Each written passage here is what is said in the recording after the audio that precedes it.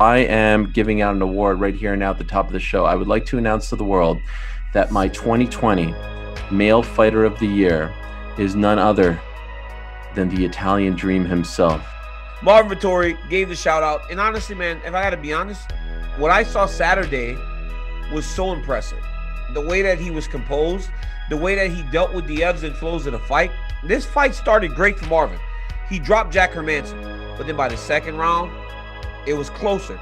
Third round, it looked like Hermansson was gonna run away with the fight, right? He was gonna do what we've seen Jack do on so many occasions, where his pressure and his pace overwhelms guys. Marvin, who had been training for a fight, not a 5-round fight a little bit later, would have been at the end of the fight had we gone 3 like he was supposed to. Marvin Vettori picks up a big win over Jack Hermansson, 1 week's notice, goes in there, first time in his career, 5 rounds, gets cut up all over the place. The Italian Dream himself waltzes in there into the main event slot.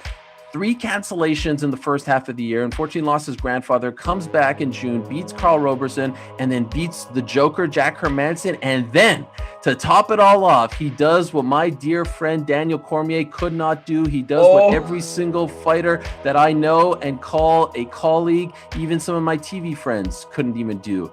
He shouts out Helwani on the broadcast. On the UFC broadcast. Yes. And it got played. And it got played. And so Marvin Vettori, grazie mille, paisa, grazie mille. My brother, I am going to campaign for you, not only to be Fighter of the Year, but I'm going to get you into that video game, my friend. You're my guy. You don't want to talk to me, it's fine, but you're my guy. I want the world to know Marvin Vettori is my guy.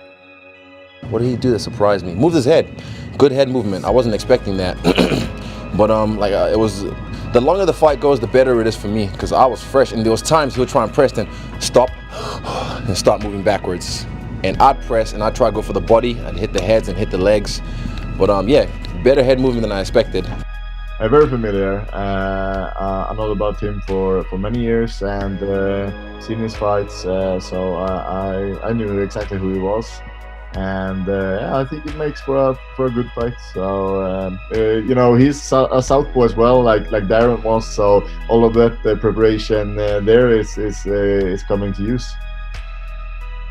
He was able to recenter himself, take the advice of his coaches, go out and win the 4th round and the 5th round, right? So it showed that Marvin Vettori has now turned a bit of a corner, in the sense that even when things go off course, he's able to kind of right the ship, get back going in the right direction.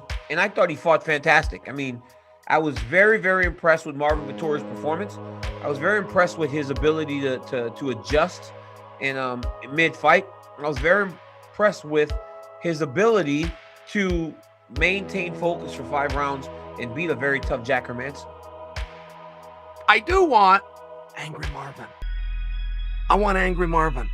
And I think right now he's the Italian Stallion, or he's the Italian Dream, or he's the Italian Bully. He's something to do with that. I don't want that. I want you guys to agree. And I agree, the Italian Bully or the accountant, whatever he is, I agree where it sounds a little bit cooler. But play with me for a minute here. Angry Marvin rolls right off the tongue. I mean, I even consider Pissed Off Marvin. But you have to understand that Bruce Buffer is going to read that name to the world on ESPN, so you gotta operate a little bit more. And Pissed Off Marvin doesn't roll off the tongue like Angry Marvin. Angry Marvin is what we want. Angry Marvin is who he is. Start calling him that. I started with the head and the legs, so I was taking care of those two. And then eventually I was going to go to the body, because like he said, he's got a tough head. But yeah, I think after a few, then he realized, okay, I'm going to stop those legs. And he checked one of them, and that made me rethink it. So he did the right thing. He's a good fighter. Yeah, definitely. I think it's awesome that he's willing to step up, and but of course it's a good opportunity for him to go through the rankings. But yeah, I know that he usually has a beef with his opponents, but no bad words was exchanged yet. So all good so far. Guys, Marvin Vettori, I could take it or leave it. I would probably take it, but I could take it or leave it. Angry Martin? Oh no, I'm in. I'm totally into Angry Marvin. So listen what happened to Marvin, okay? He's going to go fight Till. He's going to be in a main event. Old Marvin. He's going to have to go in there for 25 minutes, but he just did that and he succeeded, and this is going to be his big push, and he's kind of down to 4. I mean, there's kind of 4 guys left for who's going to challenge Adesanya next. So Marvin's going to fight Till. Till pulls out of the fight. Now, that would generally make a guy happy, in all fairness, right? Because now you're going to fight somebody on short notice who wasn't ready for a main event, who wasn't ready for 25 minutes. You've got a very clear advantage. You've been stressed and losing sleep because you've been so focused on this opponent. It's just one of those things where even if things are not easier in your life, they appear to be in the short term, unless you're Marvin. So Vettori gets so upset, he takes to social media and tears into Till. Tears into Till for having a big mouth, says, I do everything I'm supposed to do.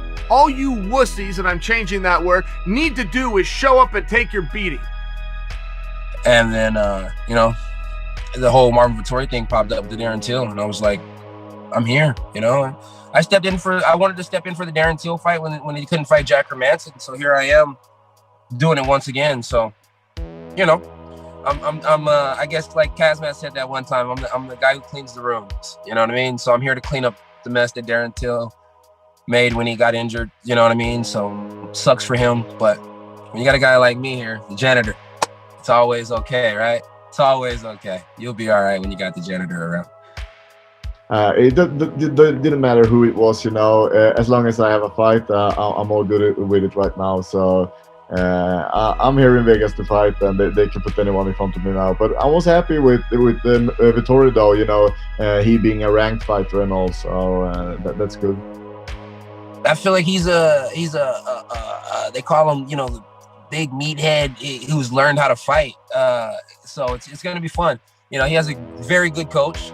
Once again, I'm going against a legendary coach in the game. So that'll be fun. You know, it's like, it'll be really fun to go out there and do that. I think Marvin Vettori has grown a lot since Israel Adesanya lost, you know, so it'll be fun. You know, I hope he goes out there and tries to display some of his boxing, you know, but he might go out there with the Derek Brunson game plan and look for the takedown. Either way, it's going to be a good competitive night, and that's what I'm looking forward to. I want you guys to start calling Marvin Vettori Angry Marvin Vettori. I want that to be his new nickname. And we can make that stick. This is his main event. I just had my main event a week ago. This is, you know, it's his time. If he wants to go out there on the media and go crazy, you know, whatever he wants to do at weigh-ins, you know, if he wants to get in my face, we'll be in each other's face. If he puts his hands on me, I'll put my hands on him. Whatever he wants to do. I'm here to go with the flow until the fight happens. And then when the fight happens, I'm looking to control the flow.